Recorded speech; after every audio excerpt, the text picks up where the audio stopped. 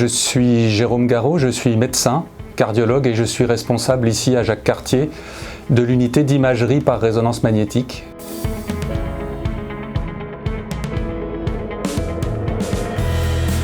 On a été amené à prodiguer des conseils scientifiques, des données générales, épidémiologiques, des profils de patients, des choses qui étaient un peu techniques et un peu médicales pour les ingénieurs. Et on a participé par ce biais-là en tant que conseil scientifique cardiologique.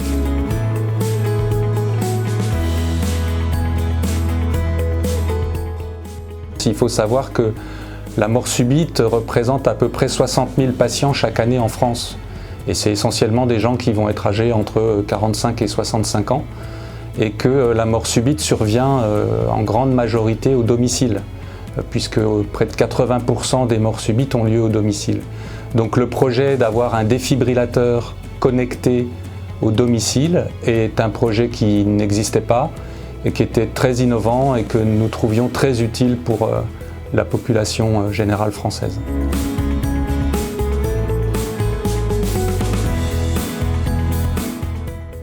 Quand il s'agit de mort subite, on n'a pas le droit de se tromper, on n'a qu'une seule chance, donc je crois que c'est être équipé en amont, c'est la solution la plus efficace, la seule qui fonctionne, car une fois que la mort subite a eu lieu, malheureusement, les choses sont passées et c'est trop tard.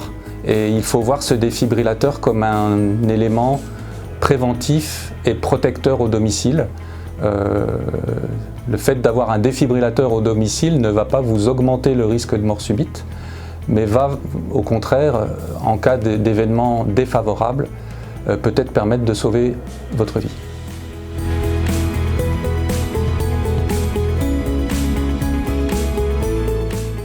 Il est simple d'utilisation, vraiment une formation extrêmement rapide peut permettre à l'entourage non médical d'utiliser le défibrillateur.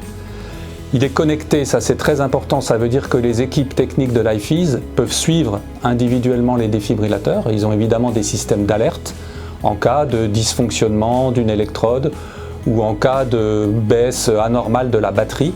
Et le fait que ces défibrillateurs soient entretenus à distance, c'est extrêmement important, car on sait que pour les autres défibrillateurs, notamment ceux qui sont à disposition dans les lieux publics, les gares, les grands magasins, ceux-ci sont rarement entretenus de manière efficace et il y en a beaucoup, malheureusement, qui ne sont pas en état de marche satisfaisante.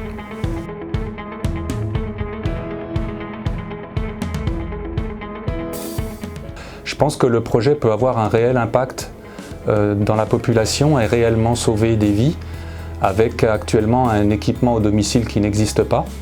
La nécessité de recourir à des secours extérieurs qui prennent souvent du temps, même si le SAMU en France est très efficace, il y a souvent quand même des longues minutes entre l'appel, si l'appel a lieu, et l'arrivée du SAMU.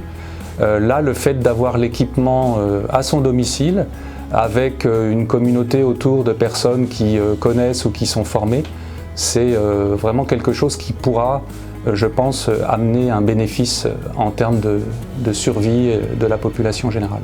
Et aujourd'hui, après des années de travail avec eux, on est vraiment extrêmement fiers et extrêmement heureux de voir ce produit abouti qui maintenant est à disposition pour le plus grand public.